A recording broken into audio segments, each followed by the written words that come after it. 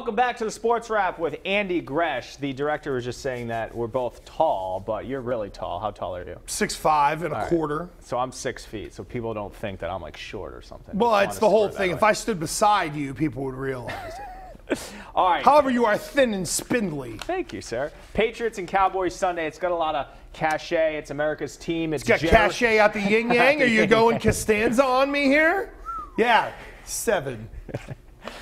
America's team, Jerry's World, all that, but they don't have Tony Romo there. They have Dez Bryant. Will this game live up to the billing on the field? No, absolutely not. Because I think the Patriots coming off a bye, Yanni, look, they're in a great position here. They're playing a team with a backup quarterback. They don't have their star wide receiver.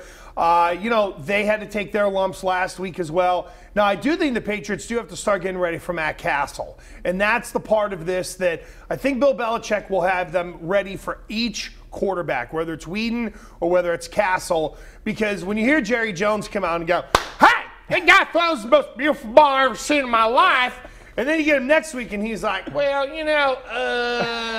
Brandon's a little limited." Well, 2 games, beauty is out of the eye of the beholder, apparently. So I think Bill Belichick is getting them ready to play both, but more importantly, guys are getting healthy.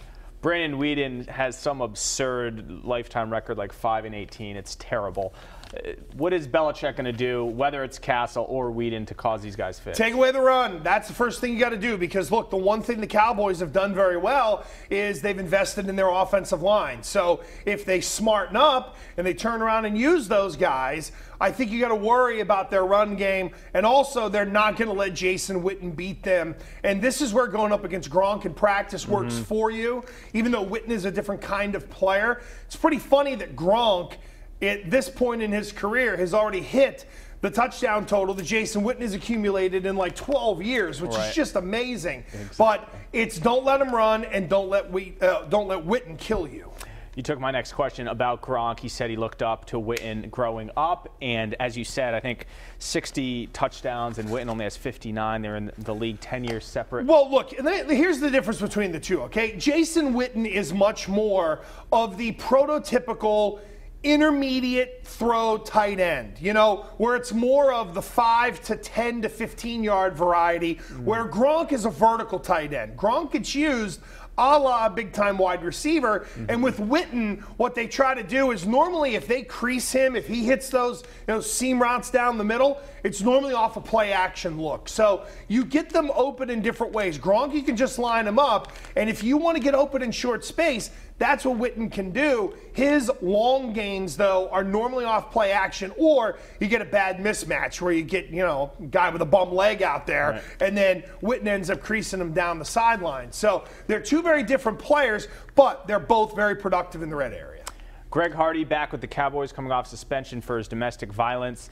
Made a little comment about he hopes to see Giselle and his sister. It was actually a surprise. Mark Dondero asking Tom Brady about it today at the presser. He obviously did not indulge. Do you think Brady uses that sort of slight, or he's too mature to let that affect him? I think what it will do is it will light the fire of the guys in front of him. It's the whole really.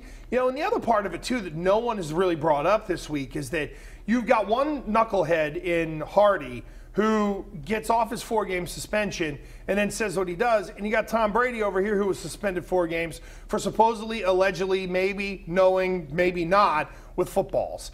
There's that part of it where I'm sure that's still going to stick in the craw of the organization. And look, I'm not expecting Tom Brady to go do what he did to the rookie safety from the Steelers a bunch of years ago where he gets up in his grill. But someone else, I think, along the way will take up for Tom Brady when it comes to Greg Hardy. All right, good stuff, Andy Gresh, and I really like your Jerry Jones impersonation. Thank you. Yeah, well, it's Steve Spurrier, too, Steve Spurrier's just a little more slow. The head ball coach? The head ball coach. All right. We'll see you tomorrow night for the Blitz. More Sports Wrap after this.